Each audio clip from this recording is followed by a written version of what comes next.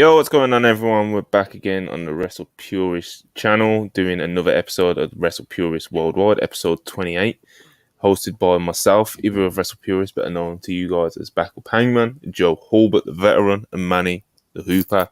Of course, please like, subscribe, super chat if you're feeling generous, always appreciated. We've got a few topics and subjects to get into today, but nothing crazy or major, and we're just going to talk shop for the next hour or so before WWE Raw starts. And we're going to talk the new world title. We're going to talk this draft that's been going on. We're going to talk the report over the weekend that there's going to be another major name debut or return to AEW with the first show of AEW Collision, the Saturday night show. So we're going to talk about that and make some predictions and guesses. We'd like to see what your prediction and guesses are of who it could be. Is it going to be a signing? Is it just going to be someone returning from injury or just from being away? Like, what do you guys think it will be?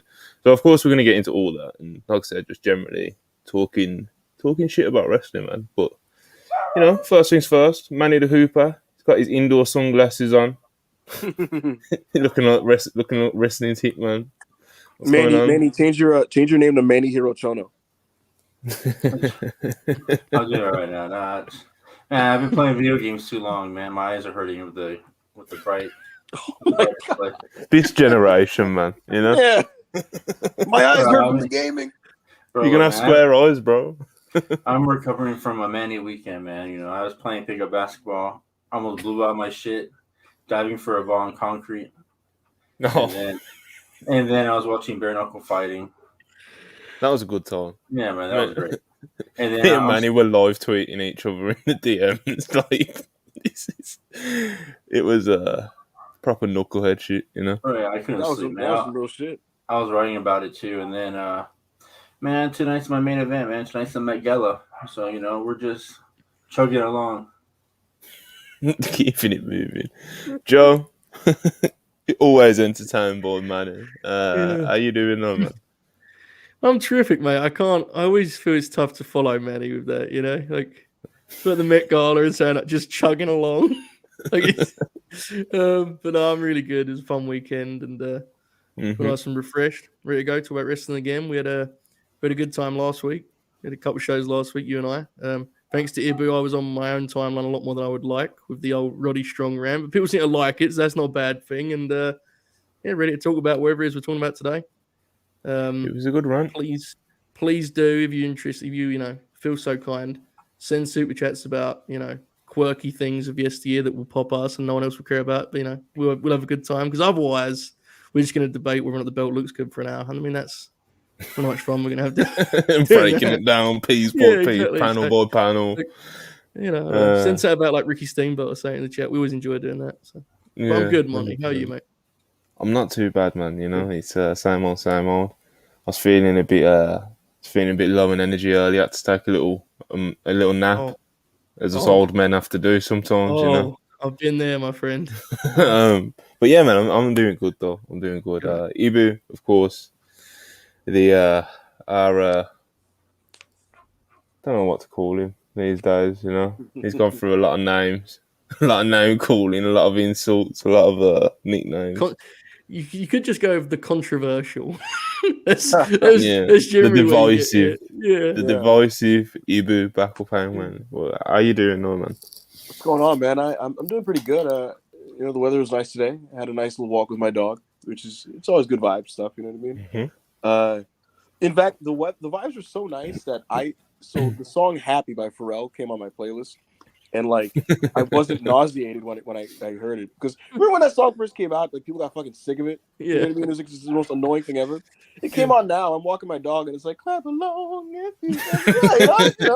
I'm happy. Yeah, I'm doing all right. I'm a bit under the weather for whatever reason in fucking April or May.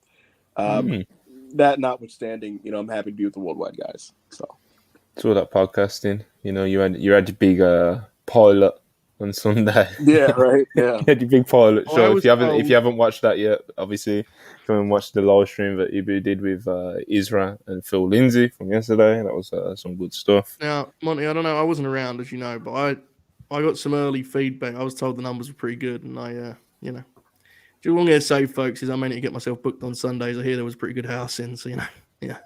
Maybe I'll get some of that. Yeah, get some of that cut in my pocket. You know what I mean? Yeah, Joe. It's like when like a wrestler like is like, hey man, I think this new territory can actually draw some money, and then the other guy comes in and is like, heard you guys had a nice house. Yeah, maybe we could work a couple tags or something, brother, on the Sundays.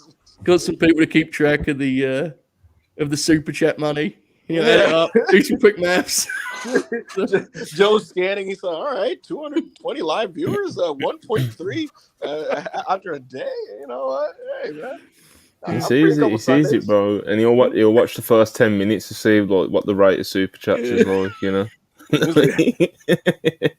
think you can make some magic, brother. See what the ratio of super chats per minute is, you know. Oh my god, it's like when Leo Rush pulled out of like I think it was a GCW. Yeah. No. Do you remember Mania Weekend? He pulled out of one of these shows because he was hurt, and then just booked himself for another show in the exact same slot. It's like, yeah, I think it was. Didn't he go from GCW to doing the Impact show? I think. Yeah, I think that's what it was. Yeah. Listen, Brett Lauderdale said. We need more of that in wrestling. Listen, Brett Lauderdale said 200, and then Scott D'Amore said 450. And he was like, "All right, brother." Yeah, man. Good shoot. All right, let's get through some super chats, man. We got a few building up. Obviously, keep them coming. Questions. Especially questions are very much appreciated today because, like I said, man, we need some subjects to carry us through. You know, obviously we got great chemistry and we can work good matches between the four of us. But it's always good if we have some good stipulations, some weapons thrown in there. You know, yeah, man. We've got 140 people, so like I said earlier, like, subscribe, always appreciated. Darren KG 499. Appreciate him very much. He says, not wrestling related, but as a Lakers fan, I'm dreading the upcoming LeBron Curry discourse on Twitter and the media. Ibu, Manny, you're the basketball guys. Manny. Yeah, Joe, even Joe. This is going to be so, Monty. The interesting thing about this is the most recent wave of the most recent uptick in basketball popularity came in 2016 when the Golden State Warriors faced the Cavaliers in the finals, because it was LeBron James versus Stephen Curry in the finals. Big 7-game series, right? And that led to like a new wave of basketball fans in like the modern age. And Curry and LeBron is the highest drawing matchup in the NBA. And the NBA hadn't been able to get it in years because LeBron's teams are just not that good. And Curry's slowing down, I guess, or not slowing down, but he's getting older and whatnot. But the point is, we're gonna get it this year, finally. LeBron Curry, round 2. The league is definitely ecstatic. Tickets, I heard the average ticket price is over $700 to get in the building, which is fucking insane. Yeah, and those are. Why don't basketball do bigger arenas, man? They do like the little 10K arenas and just charge everyone like fucking $500 a ticket. I find it quite bizarre. You know what it is, Monty? It's because the regular season games aren't going to draw to the same degree, but come playoff time, bro, they could definitely get into some stadiums, in my opinion. You know? Yeah, they probably should look into like doing stadiums for the playoffs. Anytime they try to run stadiums for special games, they always sell them out. So it's not the same. It's not the same if you're in a stadium. Like if you're not playing in Staples Center in the playoffs, I mean, I don't know what you're doing. Yeah, obviously I'm not the traditionalist. I'm not the basketball fan here. You know, it just sounds. Imagine. No, I mean, okay. So imagine the Knicks don't play in MSG. You know, it's not the same thing as. I guess. Oh yeah, true. You tried to disarm me by using sentimentality with the Knicks. You know what I mean? Straight to the heart, right there. Straight. Yeah, to the it hit me. I thought about us playing in the playoffs and not in MSG, and it didn't feel right. Yeah. Darren Walker, £20. Appreciate him very much. With news, Nick Aldis on a short-term deal. As soon as his deal expires, turns up on Dynamite, beat this OC fraud in 2 minutes, bring class and prestige to the international title, with Mickey to have them as a heel couple 9 to 12 month run. You really do book for yourself, don't you, Darren? I respect it though.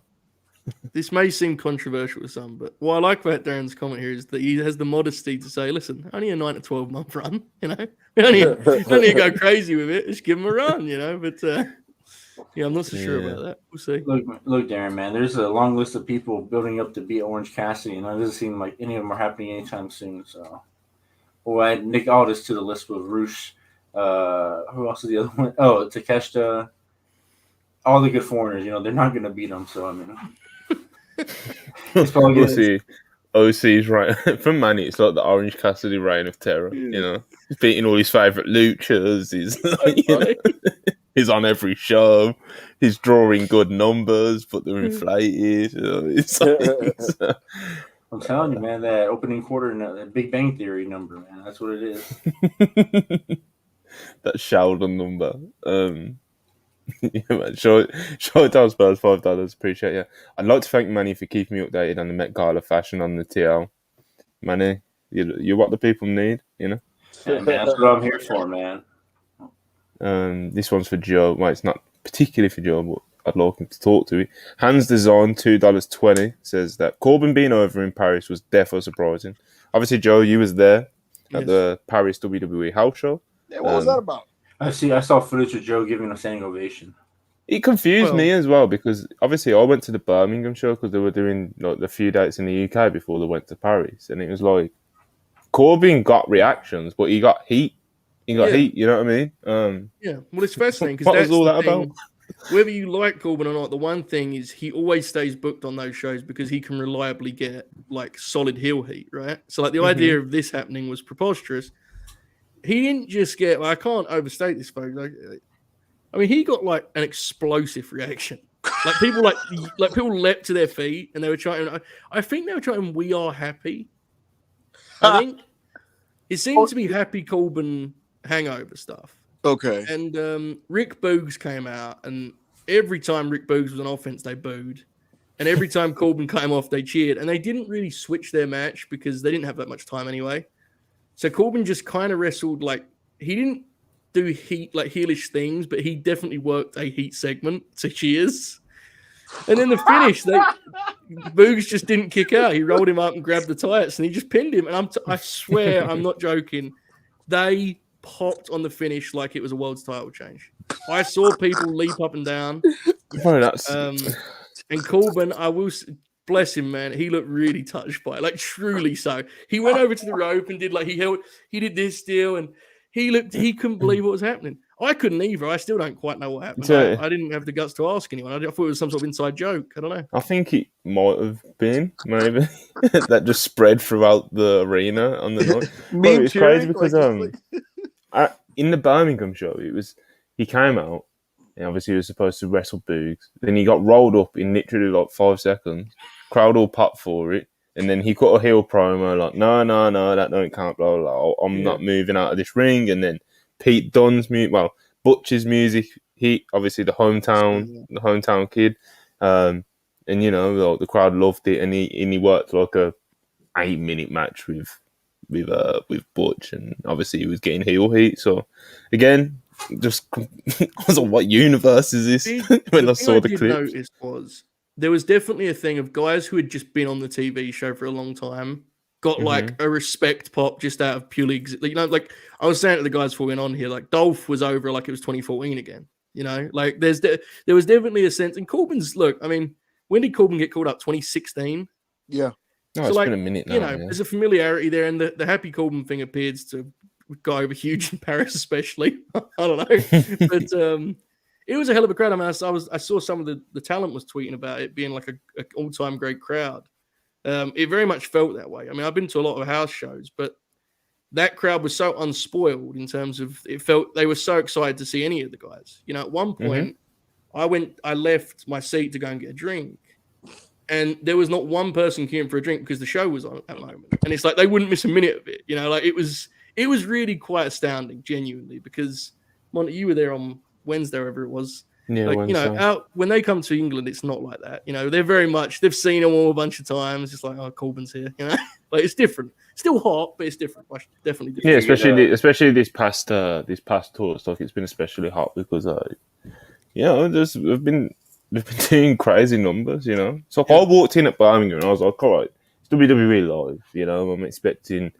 They haven't been here in a minute, so I'm expecting like a few thousand people. You know, like 4, 5, 6 at a push. I'm gonna walk in, it's full, bro. Walk in, there's like 9,000 people there. Crazy, man. And the atmosphere obviously like went hand in hand with it. They've killed it on this tour, man. Did you? They really have.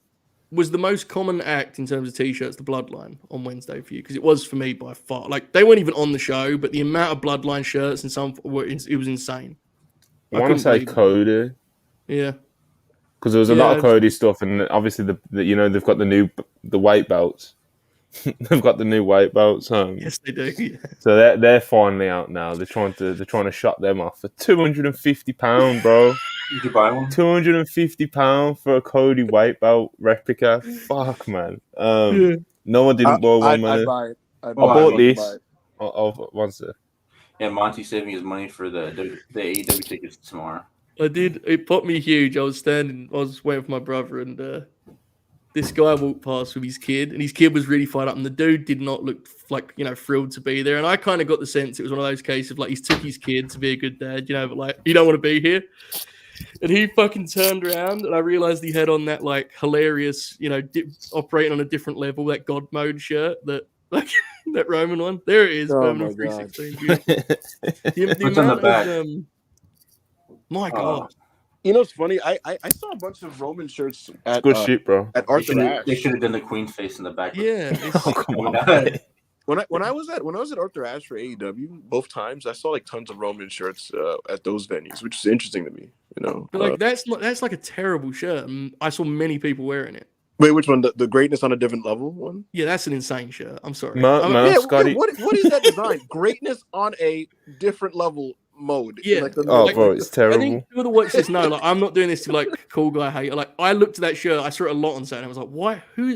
How is this happening? It's just Benny. He does wear it a lot though. Yeah, but he did. I Don't don't know make if it he right. still does. No, of course. The best 100%, bro. Bloodline shirt is that like mafia style one where they're all like in suits on a table, like kind of gathered. Yeah. I see that shirt all the fucking time, bro. In the open. Like, come on, you guys have no shame or what, man? Do you really? It also man. put me. They do this like wrestling shirts, bro. The big screen. They were playing like highlights, and when they showed like the clips from, I don't know when it was from, the Usos hitting the 1D, and all the crowd, like all like 15,000 people did the big 1D. I was like, my God, that's just like their move now to people, I guess, right? Like, that's 100%, bro. Yo, did you get a French WWE shirt exclusive or something like that? No, I didn't get any shirts, let alone French exclusive. Did they sell like a Paris 316 shirt? I'm not sure. They had one with Cody with a French flag that was very funny. But, bro, come on, man. I'm not buying a fucking shirt, bro. I'm sorry. No, that was only £15. That's why I copped it for. No, it's fine. I'm not knocking it. I'm just, Bro, I've got loads of wrestling shirts. I don't give a shit. The worst thing I did was when I was in downtown when the Royal Rumble was here. Bro, man, I saw so many people with Undertaker shirts and stuff like that. I'm like, he's not even from San Antonio, guys. Like, he's from Houston. This is close enough. I mean, if you're gonna wear like all these wrestling shirts, at least wear like Shawn Michaels or like someone recently, like Bloodline. Well, I was walking around. I promise you, everybody like I was watching had like Undertaker shirts and like the Macho Man shirts with his face on it. Macho Man shirts are pretty dope. I've seen a couple. Yeah. All right, Mr. Hank. 199. Holbert was one of the fans cheering for Corbin. I can confirm this. I've said this before. Genuinely, like when people go to wrestling shows, they leave with like all these cool stories. Like I started a chant, like I had an argument with a guy. It's like, bro, I don't say shit at wrestling shows. I just sit there like a sicko. I just watch. Like I joked about on Saturday. Look, man, I'm not gonna lie about it. No, you've said it. You've said it many times before. Right, you go when you watch the Graps like a grown up, Bro, if you watch me when Cody and Finn were having their fucking 3.5-star match, yeah, I was sitting there watching these two fellas just do the dance, having this easy match. I was having a blast. People are making noise. I don't give a fuck. They can make their noise. I'm just watching the Graps, I mean, I'm listening to it. But I observe, like, I don't know why I do it. It's just the way I behave. Yo, Joe nods in approval at the live at wrestling. Brother, shows. I swear to you that's true. And let me be clear, folks. I'm not saying this like I'm above it or I'm cool. It's just what I do at this point, and I've realized this and accepted it about myself. Like you know what's so funny about that? Like, I feel like I'm like that in like other types of venues, but like when I go to wrestling, I do get into it, right? And it's funny because I'll bring my brother, right, and he'll sit next to me, stone faced, watching that set, and right next to him, I'm like right next to him. And I'm like, it's all about the ball. Adam Cole, baby. Bro, I'm like the same way. I've only reacted like a handful of times, but when I'm there, bro, I'm like, man, I should just be at home like watching this on Discord with everybody else or something like that. Like, I don't know. I love watching it live. I just don't. I don't know. It's weird. Carol, man. The only things I've sung Judas once, just for the heck of it, and then what else did I do? Oh, I recorded the Roosh when he was going crazy at Ring of Honor that one day with that tag where I thought there was gonna be a riot, and then I recorded the dog collar match. Like, if there's an awesome match on, and guys are hitting hard and there's a crazy spot, I'm not saying I'm gonna just like sit there for the sake. Like if they earn it, if I'm like, oh shit, I might do that. Yeah. But I'm not gonna be standing like singing adrenaline in my soul and shit. And plus, you don't want to cheer so much because when you cheer, your mouth gets dry and you got to go get up and get a drink. Well, no, that's not what Manny thinks long into the future about it. I did do the Cody Rhodes wall. I did. I did. What else did I do? I booed someone. I can't remember who it was. Oh, it was Dom. I booed Dom. Bro, when Bronson Reed came on, when did you think I got these? Oh my god! Who did he work on Wednesday? Dexter Loomis. Oh, yeah, so he was in. They did the triple threat US title match on Saturday. So how did it look in house show mode? They just kind of did like 2x of a handicap match. And who was handicapped? Reed and Fury working Bobby over. Oh, okay. And then inevitably Reed turned, and it was okay. I will say they did like the flare bump off the top when he climbs up and gets like thrown back in the middle. Yeah. Mm-hmm. Bronson Reed took that for the finish, which I did pop for. Taking that when you're that size on a house show is pretty nuts, to be fair to him. So that popped. I was gonna say, guys, at live shows, I will say, I'm the guy that for a sick bump, I'm screaming. So like I remember Danielson did the Regal Plex on Omega, and he spiked him on it, and I was like, "Ah, what the fuck?" So, yeah. Shit, man. Bro, we would be so if we got like video of Ibu and I sitting next to each other watching one of these shows, it'd be the funniest shit. Ibu would be like jumping over there, and I'd be like nodding my head, like, yeah, that's good shit. Cody does a side headlock takeover on fucking LA Night at a house show, and I'm like, I do. The coolest thing though I've done at a wrestling show was when I saw the first Hangman and Danielson match when they went the hour. Then after that, just jumping up like Mike Tenay and no Mike Tenay. And then just like giving up half fives to everybody around me like that.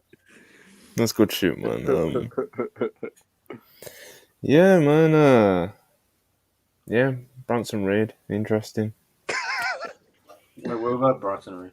They need to heat him up, man. He was like the only wrestler on the whole house show that just got like nothing. Like it was like strikingly like different to the rest. Like I said, even Corbin and guys like that were getting like the reactions, and you can like, yeah, they're on TV a lot, but yeah, Birmingham. I did not care about Bronson Reed.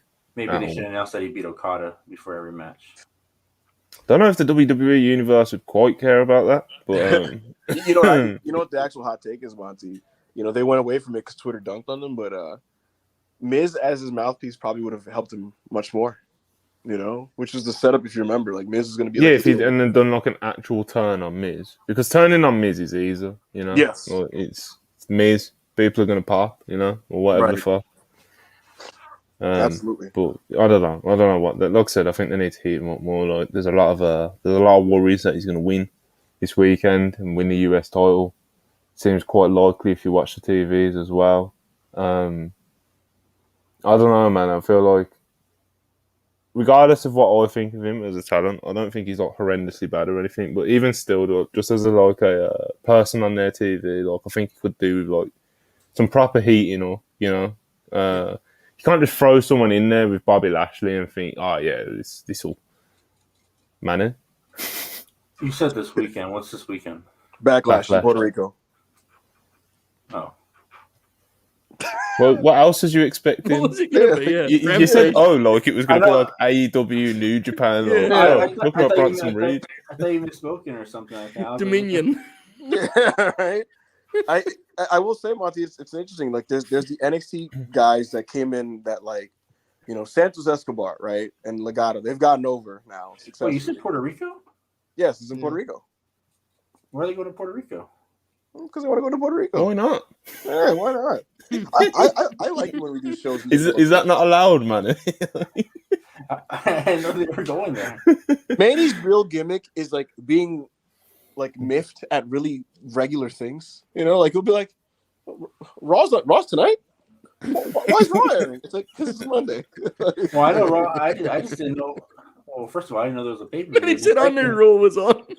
And then I didn't know that they didn't know they were in Puerto Rico.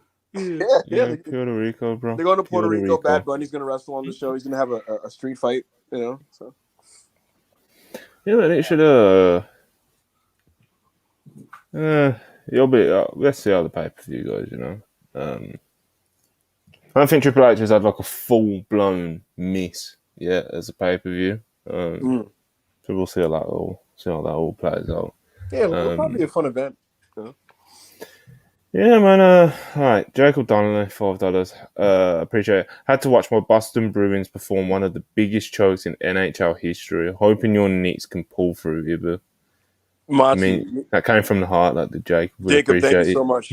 Monty, you know what news broke this morning? So we're already down our best player for game one, Julius Randle with a bad ankle. And then our second best player, Jalen Brunson, it was announced today that he has an ankle sprain. So... tough time for you, Trust the process 34, $4.99. Appreciate it. You're part of creative and asked to come up with a stipulation match that has never been done before. What would you suggest? Manny, yeah, you knew Manny's gonna cook up some crazy shit. Look at Manny. I'll put like I'll put them in dog collars, put barbed wire around the ropes, and then put the floor on fire. The only way you can win is by knockout or submission. I'm actually thinking along the lines of a lucha death match, to be honest. Even though that's like we've seen kind of hardcore lucha matches, but still, I want to see Vikingo doing Vikingo shit, but like into like exploding barbed wire. I can't think of anything like very creative right now. To be honest, I'm trying to think of like a. We've all been done. Yeah. All the good ideas, I mean, I think once the industry produced the King of the Mountain match, I think we'd pretty much crossed every bridge possible when it comes to stipulations. I had a penalty box. My favorite thing about the King of the Mountain was the fact that you had to hang the belt yourself, which was like a peak TNA spin. Like, nah, bro, we don't pull it down, we put it up. Like, Hey man, have you seen Hayabusa versus an Onita? Versus Onita? Yeah, in that death match. Wouldn't that be the closest thing to like a lucha death match? Yes, it would be. I guess. I would like to see John Moxley versus Bandito recreate that match. You know what, Manny? You are spitting. I don't think Vikingo would do good at it. Roosh, it's not as cool because he's not wearing a mask. I think Bandito would be good because he wears the mask and he's just as physical. You know why that'd be fire? Because mid-match, Bandito's mask and his outfit would be in tatters, right? You'd have the burn holes and you'd have blood dripping through. And just like Onita in the exploding death match with Terry Funk, the selling of just this guy resiliently fighting through fucking excruciating pain and blood would be amazing. And John would be a fucking bully and throw fucking thumbtacks on him and powerbomb him on the shit and he'd be bleeding. You know what, Manny? You should be head of creative in AEW. Right. I love this idea. I'll just make it Pride. Fucking Pride. All right, another one for Trust the Process, 34, $4.99. Do you know if Punk is actually 100% healthy and cleared already, or does that still need to be done ahead of his Collision debut? He's all good, man. Punk is fine.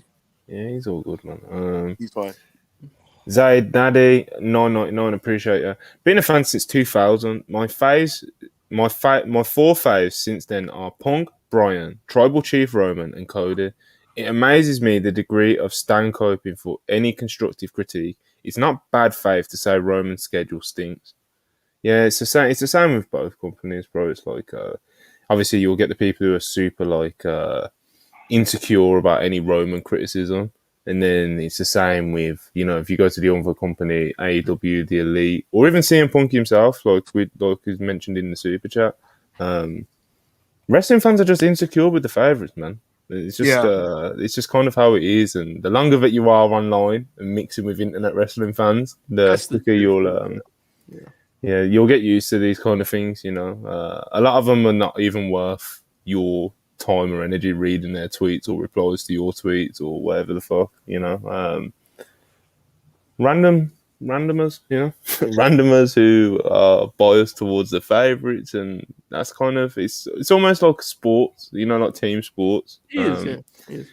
People pick their teams, you know, their groups of wrestlers or favourite five or whatever the fuck, and they fucking ride out for them, bro. It's crazy. They ride out on the timeline, and you know, they get the drafts ready, and it's it's crazy out there, man. You know, some people are funny with you, obviously. You know, we've got people on our channel who are fucking, you know, weaponize the Twitter accounts, but that's always been my thing. Is like if you're gonna be like intentionally obtuse or insane or stoke the flames of tribalism or toxicity, it's Twitter is a shit posting app first and foremost, quite frankly, and it's not even conducive to like say really developed ideas. So if you're gonna do those things, be entertaining. You know, yeah. Hey, Big AO is one of the most toxic, insane people that I know. You know, but we love the guy, and he's a great account. His tweets are so fucking funny.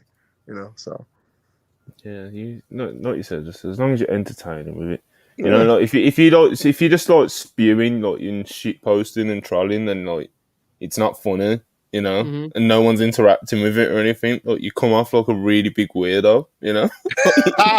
So AO, luckily, you know, obviously loads of people fuck with him. His followers are always going up. I think he's at like fucking 12K or something now, you know. Yeah, man, AO's huge on the app, bro. People love it. Obviously, people love it when he's on the podcast and stuff, you know. So yeah, just be funny. My favorite thing that happened this week. Go ahead, Manny. Go on. My favorite thing that happened this weekend was pissing AO off so much he muted me. he said he refused to be hoopered. That was just what I'm not gonna be hoopered. I was gonna say the other thing about the app too is that people like just some people are just like imitators of bigger accounts, and it's like no, just be yourself, man. You know, you don't gotta copy anyone. Funny app, Benny. Custodian and Brian Pillman Jr. $4.99. Appreciate him as always. Your boy got booked for All In. Can't wait for all 90k people in attendance to see how clean Wembley is gonna be. Guys, sure, we're all looking forward to it, bro. Round of applause for Brian Pillman Jr. I guess. Yeah, man, congrats. He got booked for Wembley, man. It's a big deal, you know. Someone in the WrestlePurists universe making it to the big times. Click Foley, $4.99. How long do you think MJF will hold the belt? Do you think TK already has the next few champs lined up, and who do you think is next? I definitely don't think TK has done what he did originally when he first started the company. Like, these are my first 4 champions. I think that sort of shit is like out the window. You know, I'm sure he has a good idea of who's going to beat Max and when it will be, but I think that's probably as far as it goes. You know, what do you think, Ibra? The next champions will be Darby Allin and Eddie Kingston. Darby Allin's going to beat MJF at some point. Eddie Kingston will also beat MJF at some point. I don't know which is happening first. But Eddie seems like another universe away at this point. Yeah. As much as I'd love it, and I adore Eddie Kingston. I do agree with you, and it does feel like he's farther from that than he was a year ago, and a year ago he was even notably farther from that than he did the year prior to that. Because 2021, when he was fighting with Miro, it felt like very conceivable that Eddie Kingston could challenge for the championship. A year later, you know, he's in the middle of the I hope he does, you know. Yeah, and now it's like I want him on Dynamite. Hold on. It's not degrade what he's doing right now, man. He just fought for the Roast title, man, against Claudio. Listen, Eddie Kingston's gonna get his rematch with Claudio. Listen, Eddie Kingston will be on AEW Collision, and that's gonna be a great day when he returns. As much as I love Eddie, and I get like if Tony was like, all right. He goes Ring of Honor, so you know Eddie wants to go Ring of Honor and do that, and you know he wants to be with the real wrestlers and stuff like that. You know, like I get it. But Eddie Kingston, when you look at AEW's roster, absolutely 1000% should be on national television. Yeah, and be a featured, prominent part of said television as well. He's already proven it too. Like there are some guys that we'll talk about that have never got a full push where it's like we believe they would really head to the show as a main character, but Kingston's been a main character on Dynamite and delivered. You know, like he had that run of pay-per-view matches where he had almost the best match on a run of those shows. So yeah, I'm with you completely in terms of MJF. I think Cole was next personally. Look, man. I think that's where they're headed. I'm not saying necessarily that's what I think they should do, but I think they're going to MJF and Cole eventually. I think Cole might be the next champion. I have to take off my shades, man. I heard Eddie Kingston was coming back, and I said, real graps, man. I mean, yeah. So the more I hear about Collision, the more I think, man, like, fuck, man, how is Dynamite going to keep up with these guys? I mean, keep up with them. Man, never change. If you want some real shit, man, that's Collision is going to be it for you on a Saturday night. It's going to be hard when the UFC is on or something like that, or bare knuckle fighting. But you know, this is what we do. Bare knuckle fighting, come on, man. Bro, they're not always going to be cards like they were on Saturday, man. Have you seen 90% of those BKFC cards? I've seen some more, but look, man, bare knuckle fighting. You go and you see people get their faces fucked up, bro. I mean, that's what it is, you know. People have like bare knuckle fighting will never not be like just jarring to me. Like I'm like every time I'm like these niggas are fighting bare-fisted. like it just it definitely does have a certain aesthetic to it, to say the least. Like no fucking way.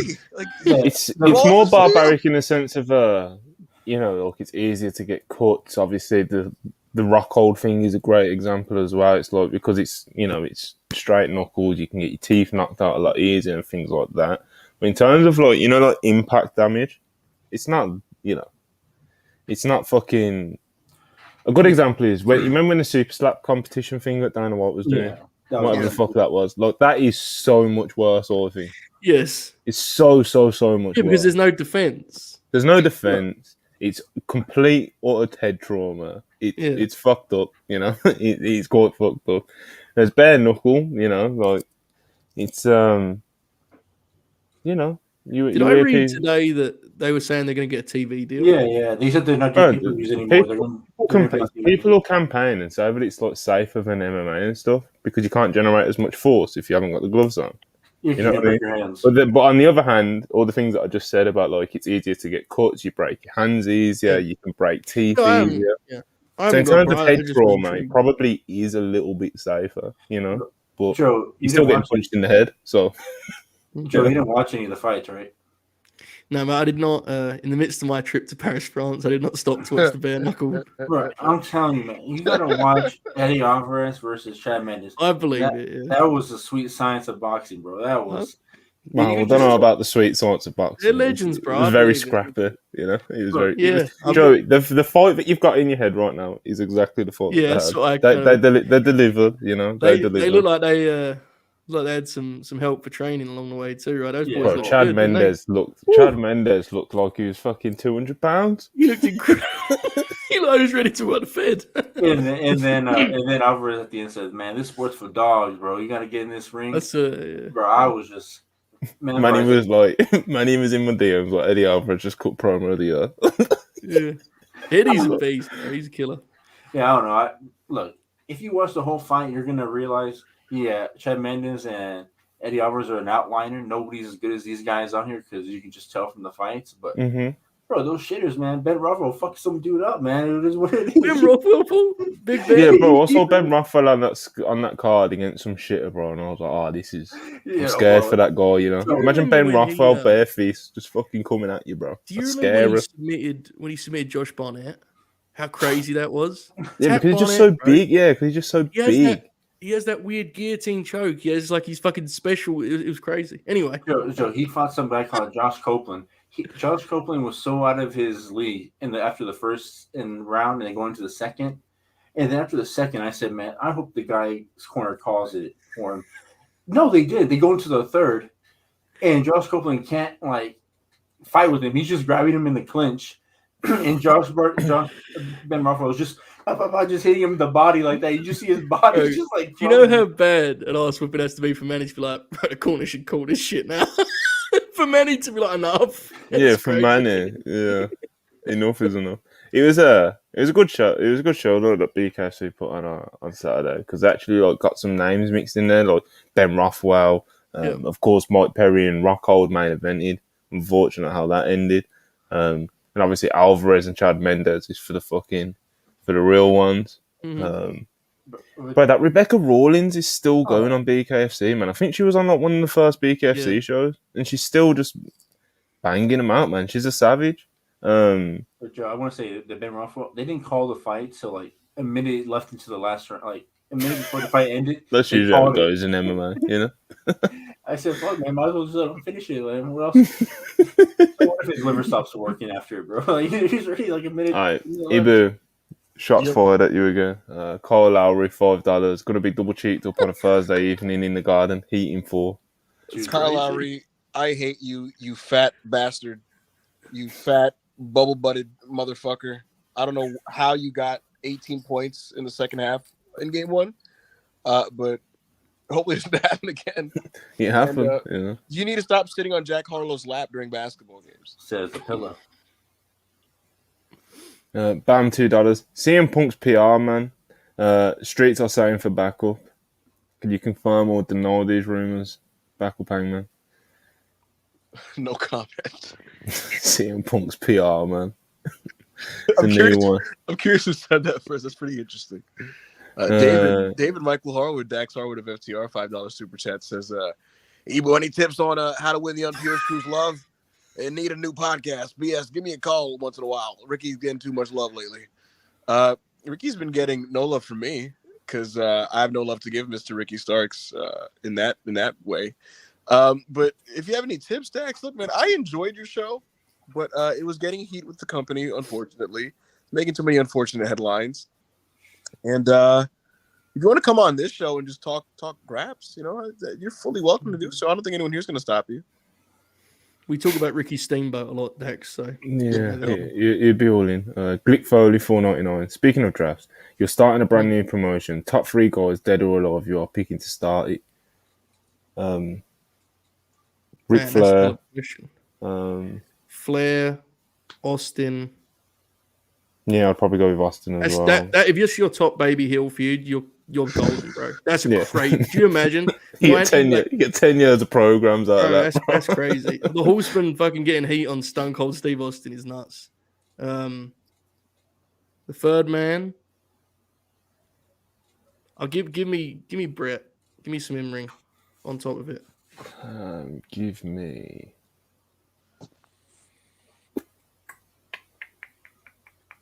Morishima. Give me Nigel. Samoa Joe. Oh yeah. Fuck it. I love Samoa Joe so much. I think he's such good TV. Actually, no. Stop. Oh no. Sorry, Joe. Give me the Briscoes. Give me the you Briscoes. cheated there. How's that cheating? It says dead or alive. Yeah, I mean they didn't say tag team. They said guys. I'll have Briscoes and Flair. Fuck it. Sorry, bro, Steve. Rick would have a hell of a program, both Mark and Jay, right? You know that. Yeah, 100%. 100%. I want Morishima, Nigel, and give me 2005 Samoa Joe. See, that ruled because you assume people would get the right time frame for Morishima and Nigel. Because Joe wrestles, you have to make it clear you want the same Joe from back then. That's real graps, baby. That's good shit. He wants that Ring of Honor special cat, you know. Well, I didn't realize they're all reborn guys until I said Pop. Since you guys went in the direction that I don't want to overlap in, and so I'm gonna build a Puro promotion. Let's just say this fucking the 2000s or some shit. Give me 2006 Kurt Angle. Give me 2010s Brock Lesnar. Oh yeah. And give me Shinya Hashimoto. Hashimoto. Fill those domes. Yes. Tokyo Dome Angle Hashimoto. Specifically Angle in that weird MMA phase he was in where he was wearing boxing shorts and having a mouthpiece. And he taped his hands like he was fucking Sagat from Street Fighter. Do you remember this phase, Joe? It was maybe like, yeah. You thought he was like a shooter for a second. I mean, he is a shooter, but like he was like making it a part of his like presentation and shit, you know? Yeah. I already have it all planned out. Like I already know what my ring would look like. It's gonna be all white with the white rope. So when people get busted open, this blood fills up the ring. Bro, I already know what's gonna look fills up the ring. I'm intrigued. While we're on this question, because this is a fun super chat to kick around. Who would be your 3 guys today, currently active? You're starting a promotion in real time now. Who would be your 3 current guys? Cody Rhodes.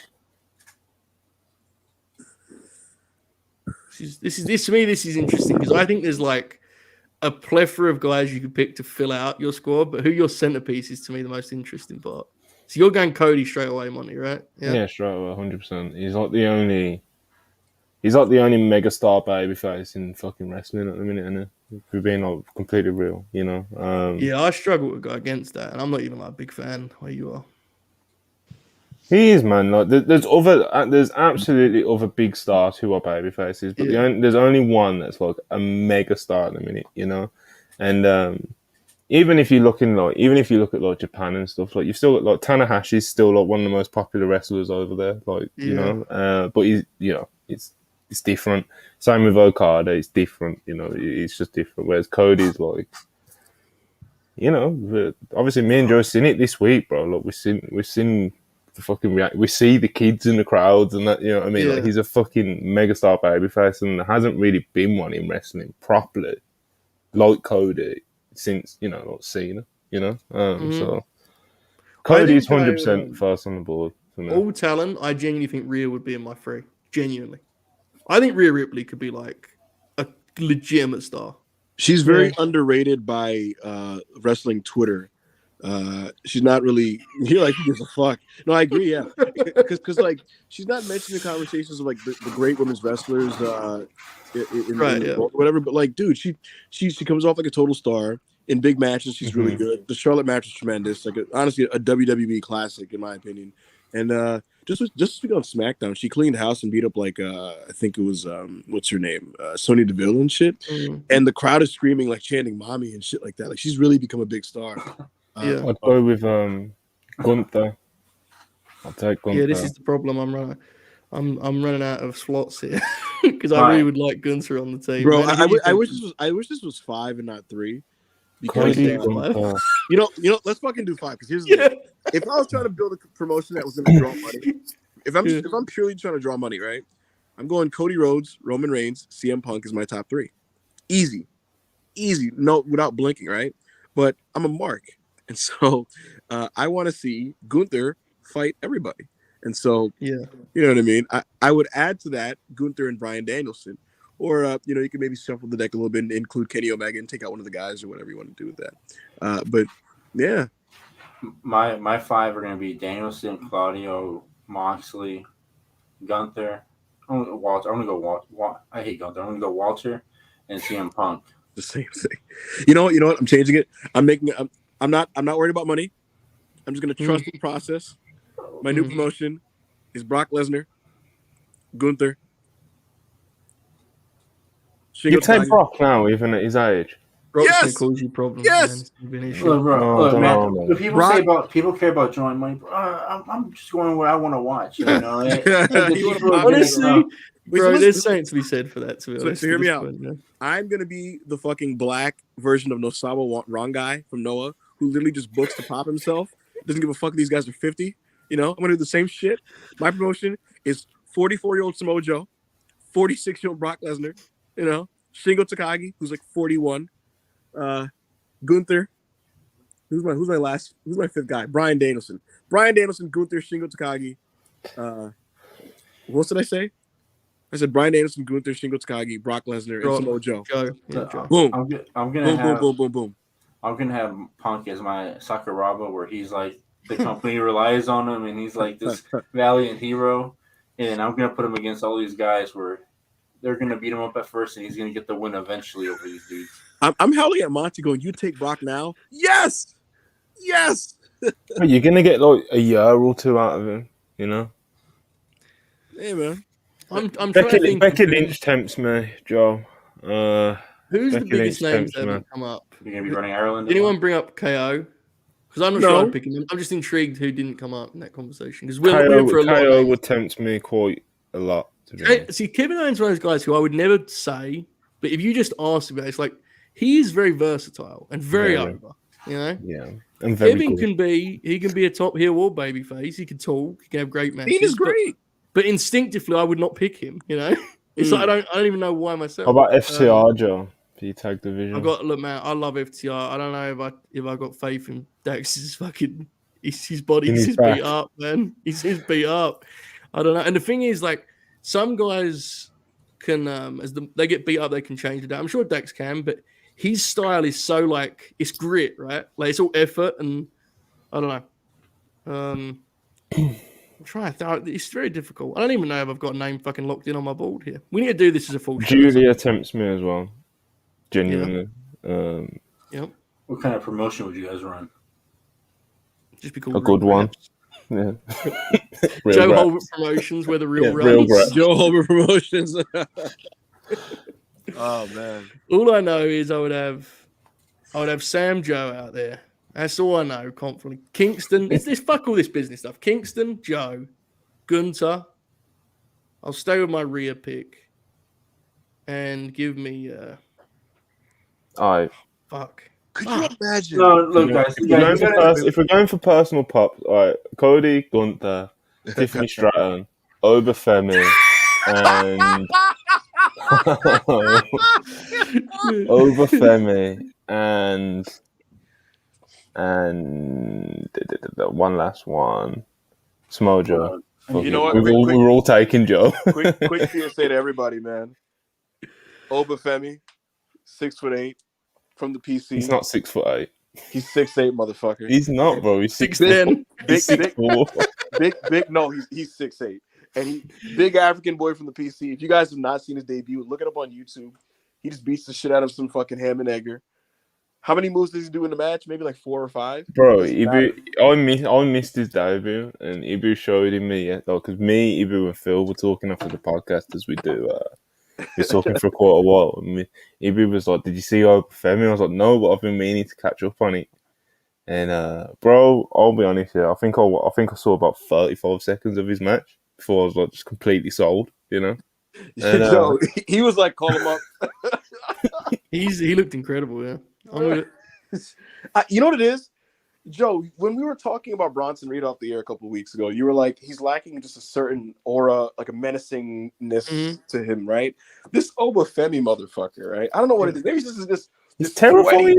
This sweaty beast. Like I look at him and like I get this weird carnal excitement. Pause. Watching this guy. Because like I don't know what it is. It feels not to the same degree, obviously, but it's like it's that weird O2 Brock, like this is a fucking freak. That's the actual key. Like that's how Sid always got over. Yeah, because exactly. Sid, like it wasn't that he was good. It was that like he seemed like dangerous. You know, like he seemed nuts. Yeah, and it's like that's more important than how good your headlock takeover is. When you're a big 100%. Man, you need to just be a killer. And any of the listeners that haven't seen Oba Femi's debut and are expecting like Hook's debut, where he's like busting out a bunch of cool moves and suplex. Like, nah, bro, this is like a big nigga that is fucking scary and looks like you'd fucking like. This is real wrestling, you know. It looks like you could destroy the ring or something. Charlie, I'm seeing you in the chat. You said, "Who is this man? What have I missed?" There's this guy in the PC, Oba Femi. He's like 6'8", and he's like just giant African. This giant brolic African man, and he's like very scary. He's very scary, and very powerful. And very powerful. His debut was incredible. I'd call him up and tag him with Omos right now. I'd legitimately call him up, bro. I won't do it. Sometimes you don't need to say much, you know. He's the type of guy that if he existed in 1991, if he existed in 1991, bro, Sting would be working with him next week, bro. Oh my god, that's it. And he'd come out with Teddy Long or some shit. You know? Yeah, exactly. He'd come out with Teddy Long. Teddy Long would be like, "Let me tell you something, player. This big boy Oba Femi is going to beat everybody in the territory in Georgia." And But even beyond that, Monty, he'd have 3 matches. He'd have 3 matches, right, on WCW Saturday night. And somewhere across the pond, right, Antonio Inoki would be like, "What's going on over there?" And he'd fly him over for a tour, right? In the first week, he's going to beat the shit out of some Shiro Koshinaka. And in the week 2, Ricky Choshu would hit up Hashimoto and be like, "What do you think about working Oba Femi? You know, the main event here." And they'd have a match. And guess what? Nobody's jobbing in that match. It's going to a DQ. Look, guys, you guys are talking all this stuff, man. I had to go bust out my journal real quick because I know I've had this conversation in my head before. And I wrote down Manny's promotion list of wrestlers before, and I'm going to read them to you guys. Okay. 05 Joe, Kurt Angle, Dan Nigel, Kenta, Morishima, Punk, Hashimoto, Eddie Kingston, Suzuki, Terry Funk, Low Key, Sting, Vader, Josh Barnett, and Dan Severn. It's like the Ring of Honor roster if they had actual money, you know. Manny just listed the greatest fantasy roster I've ever seen. It's just a squad of Not dogs. one woman on that roster, by the way, people. Not one. Oh my god. Not even a mention. Nothing. You know. We'll Here's me and Joe picking Becky Lynch and fucking Rhea Ripley. Look, eventually we're gonna build it up. We don't have a lot of money right now. We'll build it up. We'll get more people around, and then we'll start building more divisions. I want to shout out Manny for bringing in Dan Severn because Dan Severn is a fucking beast. Yeah. And in this white t-shirt. Was it grey? Wrong place, wrong time. Bro, wrong place, wrong time because you know the MMA boom hadn't hit wrestling in that way yet. So and Vince Russo wouldn't know what the fuck to do with him. But like, if Dan Severn was actually treated like a shooter badass, could you imagine him taking on Steve Austin in like a real match? Yeah, that's fuck that shit up, bro. Yeah, which is weird because they've done like a pretty decent job with Ken Shamrock for the most part. Ken was awesome. He was awesome. Ken was more colourful though, because they branded him a certain way, and they would do that shit where he would like snap and he would like pull his hair out and shit. Joe, do you remember? Who remembers Mania 14? He gets like DQ'd or some shit in the match with The Rock, and he starts suplexing referees. And He's yelling. Can I read you guys this quote about Don Fry? What he said about Ken Shamrock? Don Fry. Wait. Did you just have this on command? Yeah. It's got Don Fry quotes. Yeah. What did he say about Takayama? No. This is a real podcast. This is like Ken Shamrock. He says, "I was in the UFC and Dan Fry was a great friend of mine. I saw Ken Shamrock whoop him at UFC 6, and I thought, that's the guy I got to fight. Anybody who can whoop Dan Severn like that got to be a man. And I want to test my size against him. Sat next to him at a urinal." End quote. Manny, I've decided I have a new take now that I'm going to announce to the world. No. We need an Inokiism promotion in wrestling right now. Not New Japan. Don't ruin New Japan. Make another company in Japan. Bring in the freelancers. What if I told you, there was a promotion in America that is so desperate to have any media coverage that if you emailed Colt Bauer with the suggestion, I think Jacob Fatu would be out there in MMA shorts next week. To be quite honest with you, so. No. I still want them to wrestle in their wrestling gear, and then but they have the best example is low key Samoa Joe fight without honor. That's the best example of it because they feel like they had to shoot fight out there for 10 minutes. Yeah. And then the thing is, but you also have death matches in between. Like you have exploding barbed wire matches and all that. Bro, this is what it's all about. You have work matches, and it's all about your imaginary ideal promotion. Yeah, bro. If the Puro Monty, if the Puro world of 20 years ago existed now, right? You know what would absolutely happen? Khabib Nurmagomedov would walk into a ring, right, and go nose to nose with Shingo Takagi, and you'd be like, "What the fuck?"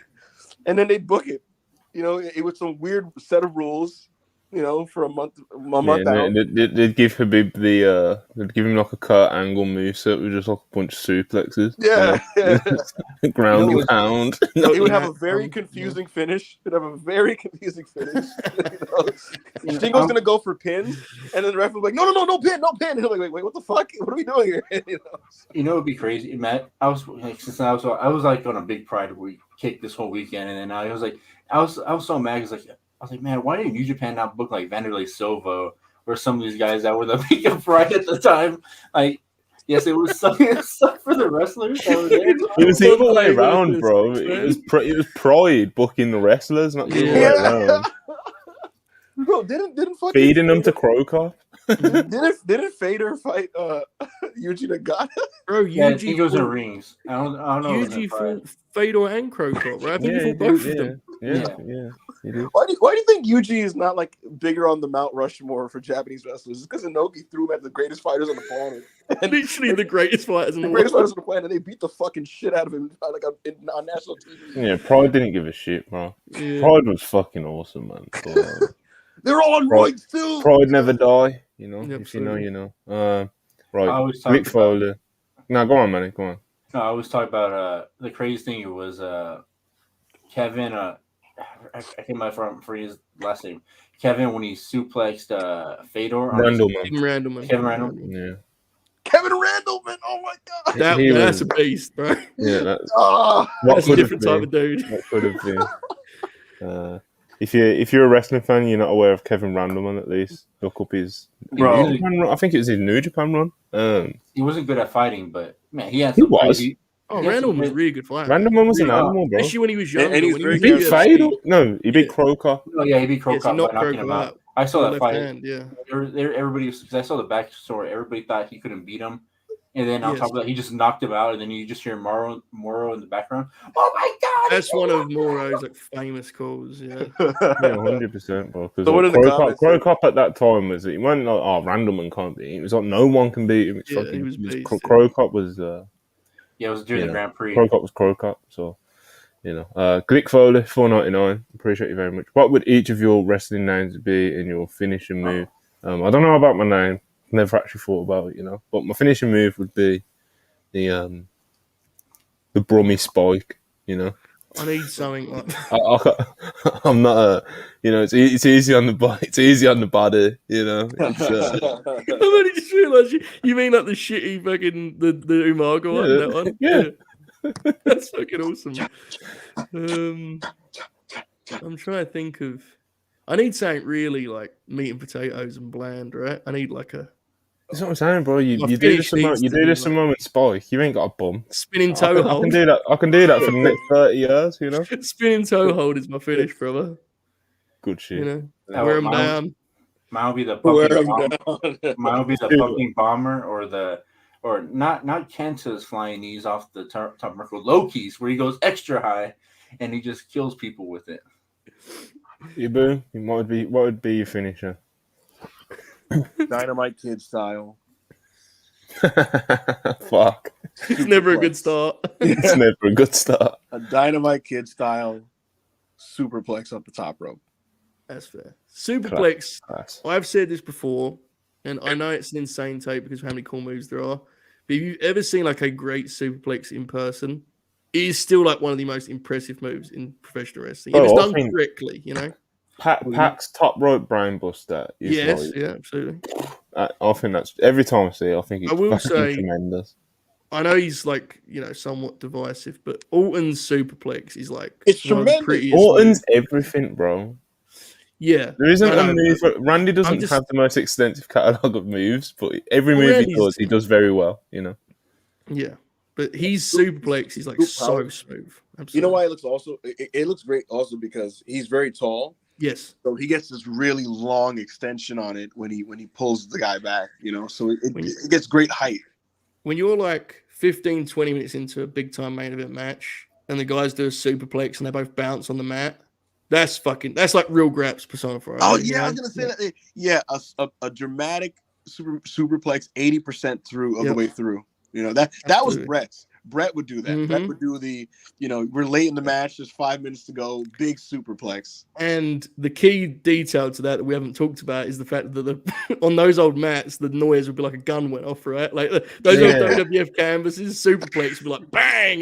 Yeah, you feel it through the screen, bro. It's crazy. Enough about superplexes, breaking down superplexes for the past 5 minutes. You sure? Brett's Darren Cage. worldwide, brother. It is, bro. Darren Cage, 199. What's your dream and realistic all-in main event? I feel like this has been asked, meaning that we can't say CM Punk versus Kenny Omega or the Elite versus CMFTR. So I'm going to say Kenny Omega versus MJF, probably. Or Kenny Omega versus Will Ospreay. Doesn't that match seem likely for Forbidden Door at this point? Yeah, it does, but it's just kind of like... I'm trying to think what's like the big match, I'm gonna go with Kenny Okada because hasn't Okada been teasing the good night, goodbye, or whatever shit Kenny does at the end of his Good interview night, things? boy, shit. I don't know, man. I haven't been too caught up the past about a couple of weeks with like New Japan really. So, we'll see. Has anyone got anything else that jumps off the page? Not that we haven't covered, I don't think. No, I think we've the kind of heavy hitters we've talked through, right? I think Omega and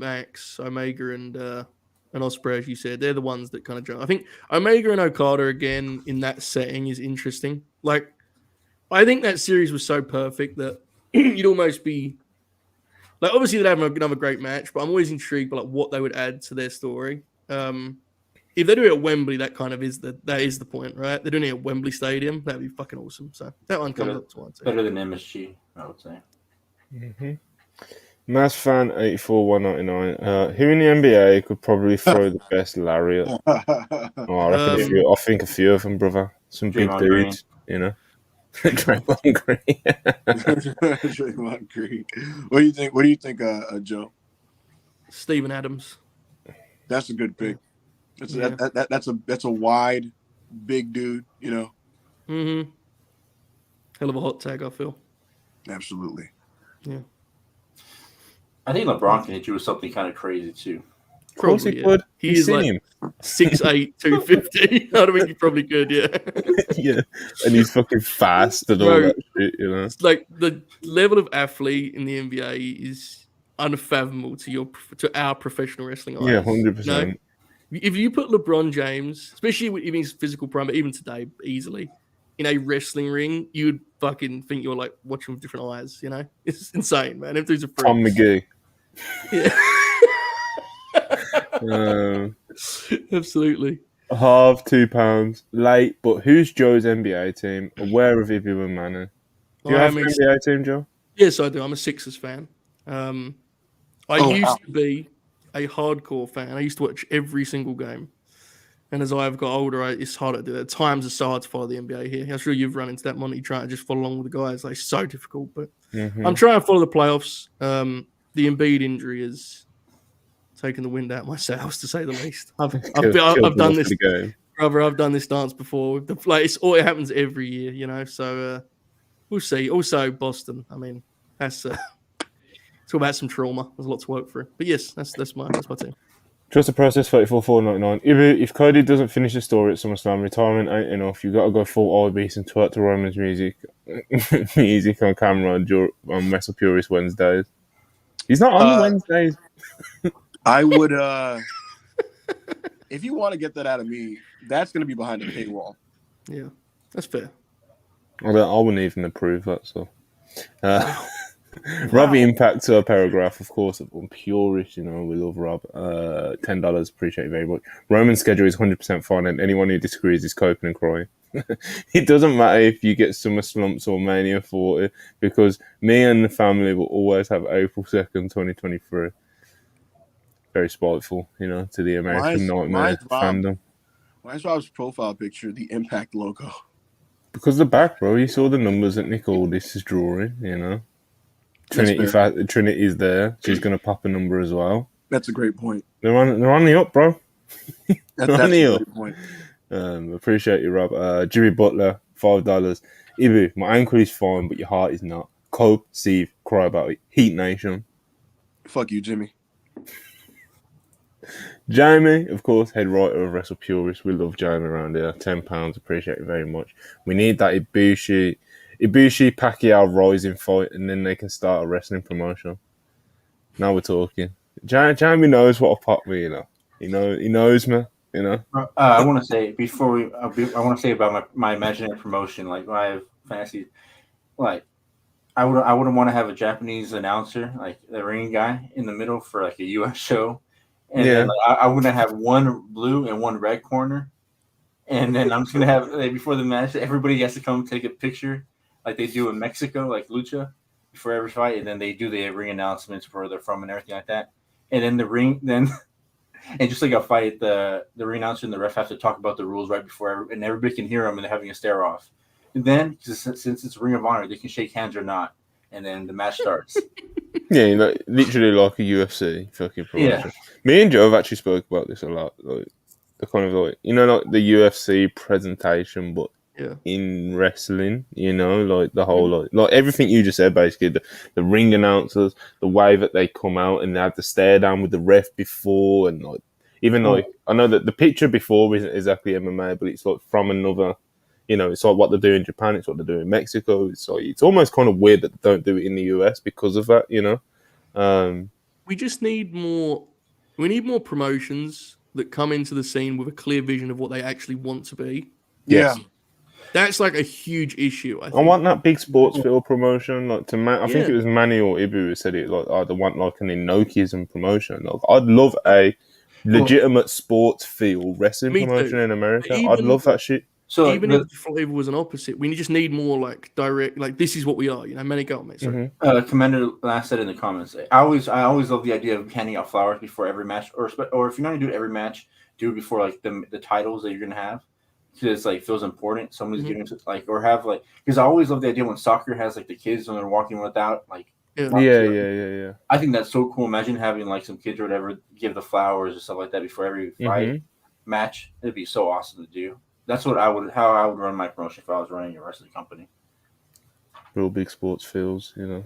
And plus, I know you can't do it every week because then it'd be kind of crazy to do like long shows. I would run like every 2 weeks, you know, and have like 2 weeks. You show some restraint, you know. Yeah. I said every month, and I said, man, how are people going to follow along with the storylines? You know, if it's every month, you know, you got to go every 2 weeks. Yeah, man. Jan Theodore, $5.50. Appreciate it very much.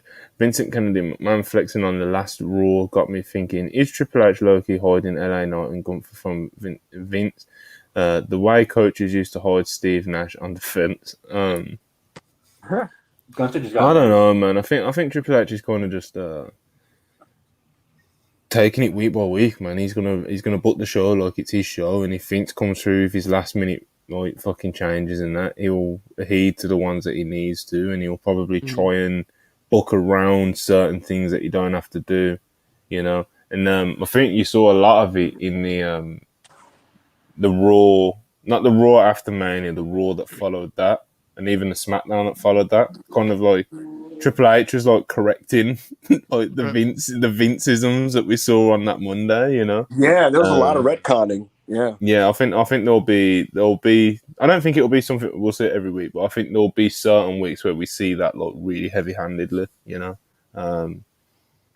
So in terms of talent being hid from Vince or whatever, it just depends on who Vince decides to fuck with when he decides to make his changes on any certain day, you know. What I'm very curious is who gets called up from NXT tonight, and what Vince is going to do with them. Because think about this: Jordan Devlin, the JD McDonough, is on Raw now, and like I'm sure Vince has no clue who that is. Hunter does, and how is that going to work in terms of if Hunter puts him on a lineup to wrestle a 20-minute match against somebody? What's his dad going to do in reaction to that? You know, so and we'll stick on the draft for a couple of minutes because I did put it in the title, and we've just kind of done super chats and been chilling the whole time, you know. But since we're talking about it anyway, do we have any like predictions of people who we almost certain he's getting called up tonight, or anyone that we'd like to see? I know who I'd like to see. Who would you like to see? Give us a list of like 3 people or something. I'd like Ilya Dragunov to get drafted to Raw. What I'm looking at with these brands, the way the first day of the draft shaked out, I think SmackDown would benefit from being a top-heavy show. Being that it's 2 hours, you don't need that much roster depth. Yeah, of course, 100%. You just need big stars at the top, and they kind of went in that direction with, you know, Lashley, AJ Styles, Roman Reigns, Bianca Belair, Street Profits, right? These are big stars. They're over with the fans. They come out. I'll keep it moving. Yeah, sorry. So for tonight, right? I want Braun Breaker moved on to SmackDown. I would like some more good workers added to Raw so that they pad out the TV time with good wrestling matches. So a Dragunov, a Tyler Bate, you know, that's kind of where I'm at with it. I would like Dijak called up as well. So, Joe, is there anyone that would interest you in getting called up? Because I know you're a tough customer these days. But is there anyone that would like catch your eye if they got called up? Well, look at that young kid down there. I believe he goes by the name of Apollo Crews. Come on. He's already young. up. He's a young prospect. He's already up. He's already been called. He's been one of my favorites in NXT. I was told that he got pulled back up and pushed back down on Saturday morning. So I'm rooting for Apollo. Now, I'm not that familiar with the squad. You know, I think there's obviously some guys that will make an impact. I think there's some guys that people are talking about being called up. Not the ones that Ibu just mentioned necessarily. There were some people who got called up on Friday that I said, Yeah. That's interesting. But it's like NXT to me is so weird now. Mhm. And I don't, I don't profess to be like an expert because I'm not. But it's such a weird blend of like, it's kind of back to being traditional developmental, but not really because it's a TV show, And it's it's a like a weird live one. TV show. It's a really strange thing. I don't know. So I'm not an expert by any means, but I would I actually do enjoy the draft like TV episodes, so I might try and watch tonight's one. yeah, it's good. Like Friday's one. I think I was talking to Ibu about it either earlier or before we went live, and Yeah. it's just like I just thought it was just like a well structured piece of TV, like the way that they had the WrestleMania main event rematch, and they built that throughout the show. And obviously, the draft holds the audience's attention throughout the show because you want to see who gets drafted, etc. There was a couple good matches. It was just a good show. But yeah, in terms of like predictions and stuff, I think Braun's getting called up. Right. I think I need that. I think Tyler Bates getting called up. I'd love to see Tiffany Stratton get called up, but in her recent interview or whatever, she was saying she would want to stay in NXT for a bit more time. I don't know if she was just trying to work people or whatever she was doing, but Roxanne's an interesting one, but I think she can do some character work still in NXT. Pretty Deadly is probably more of a prediction rather than someone I want to see called up. I'd love to see the Creed brothers get called up. Oba Femi. So this is where I'm always torn. Like, so you guys know I love the Creed brothers. Love them. It's like I also could see how that could go badly on the main roster because everything is so tightly produced, and it only takes one weekend of house shows where they just do Creed brothers shit, and next thing you know, fucking reports come back like they're not super efficient yet, right? Like they're wild. That's why we like them. They have that kind of Steiner Brothers feel of like, God, they could do anything. These guys are nuts. They're great prospects. And my concern always is you call guys up too soon. Do they strip them of the stuff they do best, which is being just kind of these freak athletes who hurl people around dangerously? Like that's always my concern with that stuff. So, but I'm with you. I mean, I love them as talents. Absolutely. I want Braun Breaker to spear people through stages. He's an example and too, walls. right? Like Braun Breaker Breaker at this point, definitely. He should be a guy who just hurls people around. I don't want him showing range. I don't want him showing versatility. No. I want him clobbering people. Remember when Braun Strowman debuted and he was flipping like cars and shit? There you go. Like, yeah, I need that type of like just cartoon level. Just like chaotic. Yeah, and, like this animal. because that's also. That That's helps want, the man. guys who have the great fundamentals stand out in their own way. Oh, That's 100%, why, 100%, bro. That's why back in the day they almost got Brett over based on the idea that he had good technique back in the day because guys didn't have that. All right, so a couple of super chats, Right. and then one last question I want to ask you. So, £2 from Harv. Joe, a fan of Flatbird. You don't approve, Joe. Fair. I've always been a fan of heels. Yeah. Joel Embiid's a great center. Zaid Nade $4.99, appreciate it very much. Build your perfect wrestler using different wrestlers' talent. Example: Brian's in-ring, Punk promo, Brock look, Roman character gimmick. Use any categories you want. Okay, all right. This one's gonna be. Let's try and do this as a collective. Let's hold this one. Let's end on it, just so I make sure I get this this bloody subject in. All right, just quickly.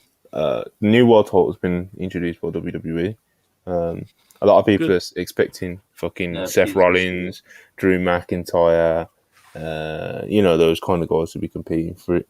But obviously, there's a big thing hanging over it. It's like Roman's the big champ. Roman's obviously the main champ, and Roman's the one that don't want to take belts off, and they don't want to split the titles, evidently.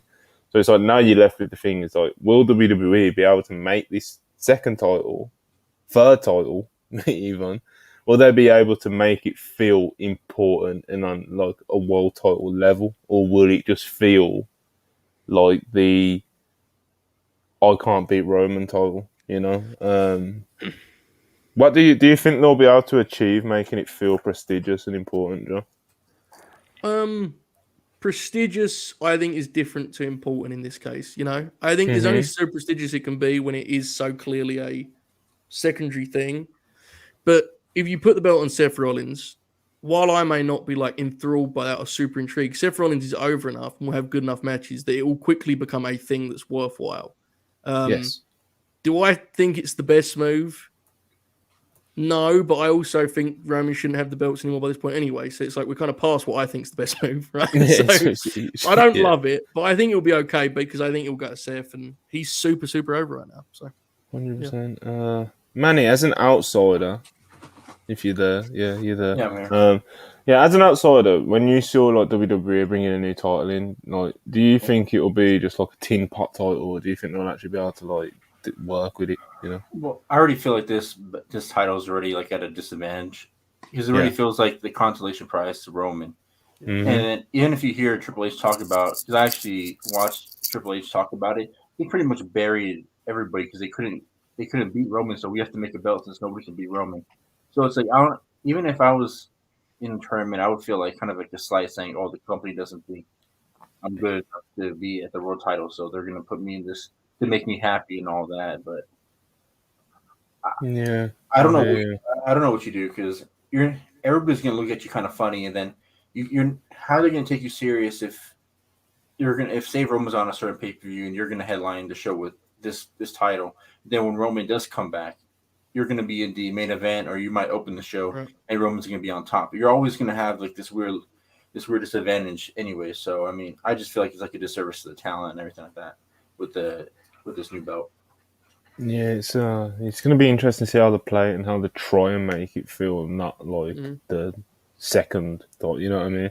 Ibid, you've not real quick because we've only got a couple of minutes, but with this title, obviously you spoke quite a lot about it yesterday. To be fair, so you have already got a lot of your shit off. But do you think they'll be able to make it feel like important the way that it needs to? It all depends on booking. You can make any title great if you book it properly. And yeah, of course. But do you think they'll do it? You know, I think it won't be a total disaster. I don't think they'll succeed in making it feel equal to Roman Reigns' belt. I think it'll be in the middle. It'll be a belt that some of the good wrestlers on a main event-ish level fight for. And ultimately, it'll keep guys like Drew McIntyre and Seth Rollins happy. So I think it'll be fine, to be honest with you. I think it'll be fine. And that's kind of where I'm at with it. And it's gonna be interesting. It's gonna be interesting to see how they play it, you know, because it could flop really bad, you know. But you would expect that it's not going to, but it could, you know. Also, another last thing, AEW's report over the weekend about CM Punk's obviously debuting Collision when that starts in June, but there's also talk of another major name will debut that's gonna. Well, a lot of people did guess Goldberg, bro. You know, I don't think that's out the realm of possibility. Manny's saying Goldberg. You know, everyone's saying Goldberg, bro. But it could just be a return. It could be like a Miro or an Andrade, someone we haven't seen in a long while. You know, it could be a Chris Statlander. Although it does say major names, so Chris Statlander, you know, she is a big name in the AEW universe, but in a general sense, I wouldn't say she is. You know, I think Chris Statlander is a pretty major AEW name. That's what I just said. Yeah, I think But yeah, it'd be interesting to see who to pull out. You know, maybe Eddie Kingston, Bobby Fish. Eddie Kingston's technically not gone anyway, so it won't class as like a return. Haku, no. I'm not gonna let that slide. You didn't count Eddie Kingston defending against Claudio because he said it's a different promotion. If you get Eddie Kingston comes back to AEW, but he hasn't. No, but he hasn't gone anywhere. Do you know what I mean? Like he's not injured. No, but he's not injured. Do you know what I mean? Like he's not like gone. He is injured. Oh yeah, he is actually. He is. My bad. Shout out Eddie. Hope he gets wash the front. Yeah, man. I don't know. Who knows, bro? Tony's crazy. It could be someone who like fans get excited about and then get let down. You know, because you know they're kind of hype up all the surprises the same. You know, but you know it could 100% be someone that people have been waiting to see for a minute. Again, I mentioned Miro and Andrade. Greg Gagne. So, bro, yeah, Greg Gagne, you know. How could he doesn't miss Greg Gagne? All right, Raw starting. Mystico. Build your perfect Zayden Addy 499. Build your perfect wrestler using different wrestlers. Example: Brian in ring, Punk promo, Brock Look, Roman carries a gimmick. Use any categories you want. We'll try to do this as quick as possible. Yes. Okay. Uh, I think go on, in Joe. ring, I think we stick with Zayd's example. I don't think Brian's probably the most complete in ring guy ever. Genuinely, he can do any style. Mm-hmm. I think he has to be our in ring for the perfect wrestler. Mm-hmm. Promo, I don't know. Ibu, Conor are you fighting McGregor. for Punk on that? Where are you feeling on that? Punk, Ric Flair, Eddie Kingston, New Jack. New Jack. That's Mick kind of Foley. awesome. Yeah, sure. Why are you laughing? No, I'm just noticing it's the idea of pairing it with Brian's in ring. Bro, you Yeah, know, right. Yeah, right. I'm throwing in a coked up Conor McGregor.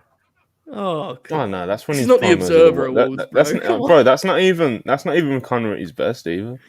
I know. It's, When he started going too wild, he just started waffling too much, bro. Should we go Flair?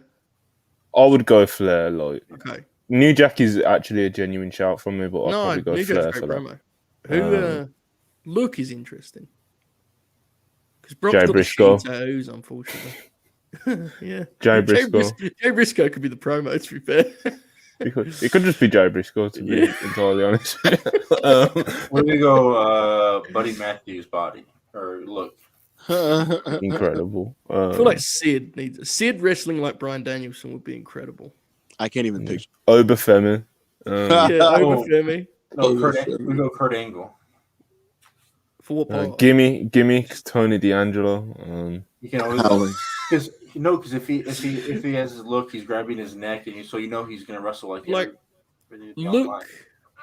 I assume that gives us the guys, frame too. Like we could pick like Omos, have him out there cutting nature I'm telling promos you, at bro. 7-4. Oba Femi, man. Yeah, it's fine. No. He's Works an for me, animal. brother. All right. And we've got one last super chat before we get out of here, people. I know that was kind of incomplete, but you got an idea of where he was going, Yes. Appreciate you, Zayd. Appreciate you too, Mason Rodison, $2. Cree Brothers in Enochi's and promotion. Fire emoji. You are absolutely cooking, brother. Let me tell you something. If I had them debut, I would give them they're coming from a different promotion. They're like 16-0 or something like that. These guys are killers. So this is why they're dangerous and stuff like that. Also, before we go, we did miss one super chat. Mavs fan asked Ibu about an 80s, 90s New Japan project. Any update on that front, Ibu? Would you guys like to see me do that? Because I think the people want it. You think so? I do want to gauge interest on how much people would like to see me cover that, because it is my wheelhouse, actually. Do it then. I mean, no, but Ibi wants 20 tweets telling him, like, please, bro, just fucking do the stream. Just do the stream, bro. Ibi, did you know Joe was streaming like 2 hours before we even came live? Just because like he's a streamer and it's just he felt like doing it. Well, just do it. Nah, listen, I'm not walking into a small house, brother. You know what I mean? You won't, bro. You won't. That's where I live, brother. Bro, Joe don't even draw. Okay, so Joe has like a fifth of your following on Twitter. Yeah. He still draws like 50, 60 people to his live streams when it's just him talking about fucking Ricky Steamboat in 1984. Fucking, do you know what I mean, bro? Like, you'll be fine. Trust me. Have some faith in the platform, brother. Sure. Absolutely. We get some good houses over here. But anyway, let's call wrap up this Ron up. Breaker, Triple H. Because Triple H has just made his first draft pick, so I won't do any spoilers, but we are going to get out of here. Any plugs? I'm just going to do them to save a bit of time. Joe, of course, is always writing. He's doing his reviews and stuff. Just go to his page, and he does his streams on Twitch every now and again too. So if you just go to his page, you'll always be updated with what he's doing. Manny, he dropped a feature earlier today on the WrestlePurists website about him finding his roots in Lucha Libre.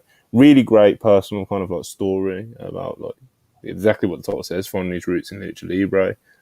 Really cool read, even if you're not a big Lucha nerd or anything. Like, you can just read it as a fan of like any wrestling, and you'll connect with it in some way, And on our end, WrestlePurists match ratings, they should be dropping tomorrow. We've had a couple of features. We dropped a Mina Shirakawa feature as well today.